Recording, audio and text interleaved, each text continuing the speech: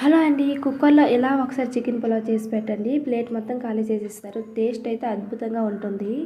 తొందరగా అయిపోతుంది. టైం కూడా సేవ్ అవుతుంది. చాలా ఈజీ రెసిపీ. టేస్ట్ కూడా సూపర్‌గా ఉంటుంది. హాఫ్ కేజీ చికెన్‌లో చూపించే స్పైసెస్, హాఫ్ లెమన్, ఆయిల్ వేసుకొని అంతా కలిపి హాఫ్ అన్ అవర్ పక్కన పెట్టుకోవాలి. కుక్కర్‌లో 4 టేబుల్ స్పూన్ ఆయిల్ వేసి పొడవుగా కట్ చేసుకొని ఆనియన్స్ వేసి గోల్డెన్ కలర్ వచ్చే వరకు ఫ్రై చేసుకోవాలి. 1 టేబుల్ స్పూన్ అల్లం వెల్లుల్లి పేస్ట్ వేసి పచ్చివాసన పోయే వరకు ఫ్రై చేసుకొని ముందుగా మ్యారినేట్ చేసిన చికెను, పెరుగు, పుదీనా, కొత్తిమీర, పచ్చిమిర్చి, టమాటా వేసి అంతా ఒకసారి కలిపి దీని నుంచి వాటర్ వచ్చి ఎగిరేంత వరకు చికెన్ని ఫ్రై చేసుకోవాలి. ఆయిల్ పైకి తిరిగిన తర్వాత బిర్యానీ స్పైసెస్, బిర్యానీ పౌడరు, గ్లాసెడ్ రైస్, పుదీనా, కొత్తిమీర వేసి అంతా కలిపి గ్లాసెడ్ రైస్కి 2 గ్లాసులు వాటర్ యాడ్ చేసుకొని కొంచెం సాల్ట్ కూడా వేసుకొని కుక్కర్ మూత పెట్టేసి హై ఫ్లేమ్లోనే 3 విజిల్స్ రానివ్వాలి.